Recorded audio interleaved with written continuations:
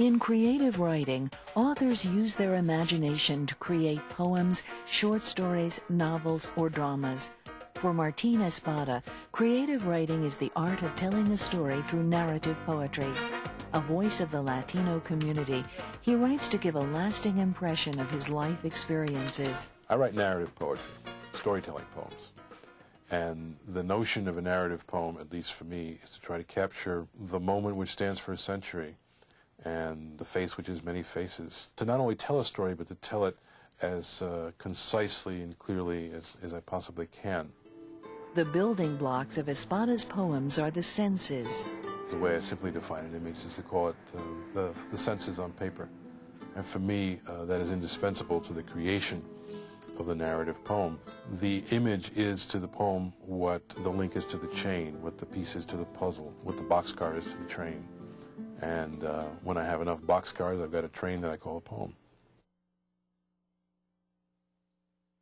Presently, Espada teaches at a university, a position that allows him time to write. The subjects of his poems include his experiences growing up as a Latino, working a variety of odd jobs, and being a tenants lawyer representing the poor. We tend to think that poetry is something that happens to somebody else, or that poetry must address certain grand themes, God, nature, love, especially love. In fact, we have to understand that poetry can come from friends, family, community, self. Your own experience is valid, your own experience is vital, your own experience is the stuff of poetry. Once poetry is demystified, once we realize that poetry is all around us, then finding a subject to write about is not difficult at all. In his writing, Espada works hard at coming up with just the right words. He believes strongly in the process of revision. My job is to choose the best words. At the moment that you create the first draft, you're not aware of all of your alternatives.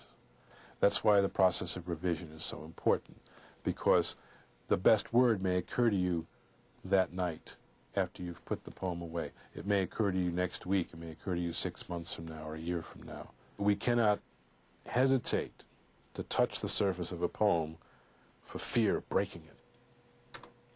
We have to come back to it. The fact remains that poetry, like any other worthwhile endeavor, involves hard work. Espada compares revising his poetry to looking through the lens of a camera and focusing the image. There are times when you're looking through that camera and you believe that the image is as sharp as it can be, and then you move that lens a fraction of an inch and it becomes so much sharper. I find the same to be true of revising a poem. So, for example, this is a relatively new poem called The Owl and the Lightning, which is based on memories of growing up in Brooklyn. There's a line here where I refer to lightning hitting the building where I lived, scattering bricks from the roof like beads in a broken necklace. But when I first composed this, I did not have the phrase "from the roof." And so the image was much less clear, scattering bricks like beads in a broken necklace, but from where? When the lightning struck the building, where did it hit? So I put the phrase "from the roof" between bricks and like beads in a broken necklace, which at first hurt a little bit because it disturbed that simile that I was so satisfied with, but I think ultimately strengthened the simile by clarifying the image, sharpening that focus just a little bit. I remember a Siamese cat. As he gets close to finishing a poem, Espada recites it to his wife, Catherine, while listening to its sound and rhythm. Sound and rhythm are essential elements of poetry. Poetry is a first cousin of song, for that reason. A white wing. For me, the sound of a poem is so important that reading it aloud becomes part of the process of creating the poem.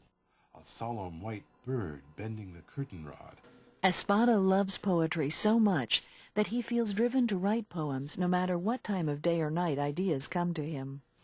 A poem should be created because something urgent inside you drives the poem to the page.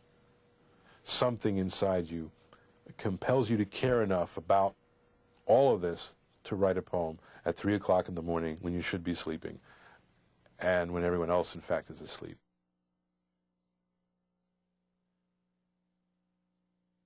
I think it's essential that if you're going to write poetry, you must read a wide variety of poetry. You must find the poetry that indeed inspires you. Some of it will, some of it won't. But there is something there for everyone if only you will find it.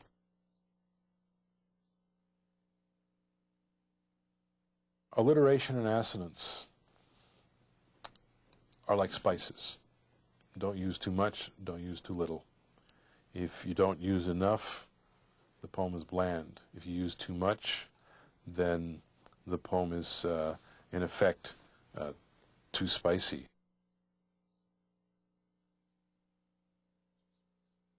I consider revision to be very, very important, that writing is rewriting what you've already rewritten, and that even when a poem at first appears finished, even if it comes as a lightning bolt, it is something that's worth looking at again, and inevitably there'll be something that could be done a little bit better.